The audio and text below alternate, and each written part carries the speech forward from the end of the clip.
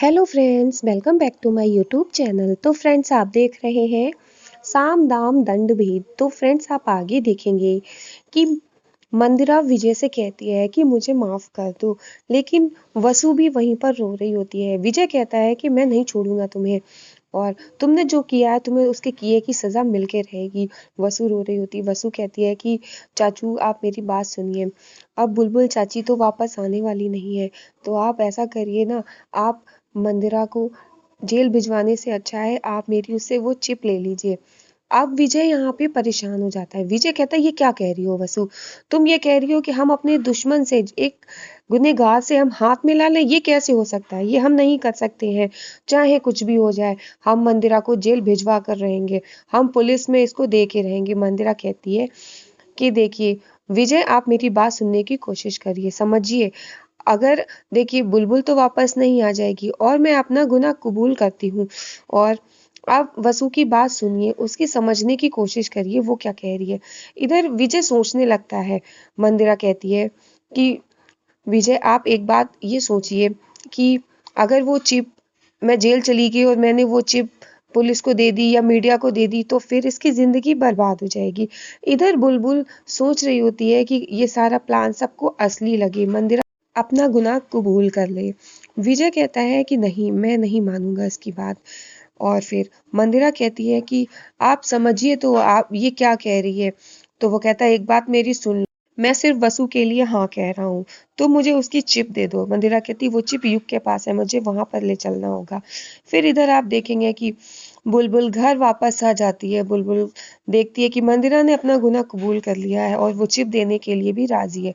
बुलबुल घर पर आती है और तुलसा माता के आगे हाथ जोड़ के खड़ी होती है और पूजा करती है।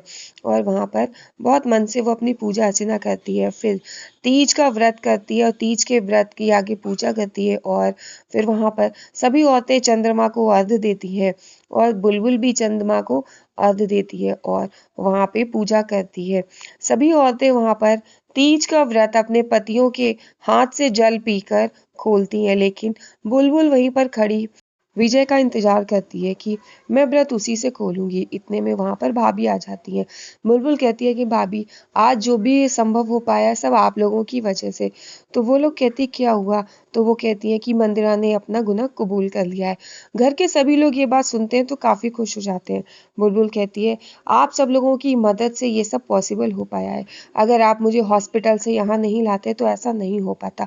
आप सबने हमारा साथ दिया है, इसीलिए हम ये सब कर पाए हैं। मंदिरा ने अपना गुनाह कबूल किया है।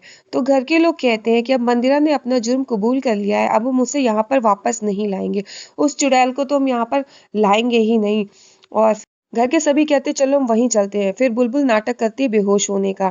इधर आप देखेंगे कि विजय पहुंच जाता है युग के पास और युग बहुत घबराया होता है। मंदिरा भी विजय के साथ पहुंचती है। युग डर जाता है। विजय कहता है कि तुम्हारी हिम्मत कैसे हुई वसु के साथ ऐसा करने की? युग कहता है कि मैंने जो कुछ भी किया वो मंदिरा के कहने पे किया। मंदिरा दीदी ने जो कुछ भी मुझसे कहा बस मैंने वही किया और कुछ भी नहीं। मेरी कोई गलती नहीं है, मैं आपको चिप देने के लिए तैयार हूँ। फिर युग चिप देता है और फिर वो विजय चिप देखता है। फिर वो मोबाइल भी ले लेता है, मोबाइल वहां पर फेंक के तोड़ देता है युग का। युग देखता रहता है। विजय कहता है कि इसकी दूसरी कॉपी नहीं होनी चाहिए।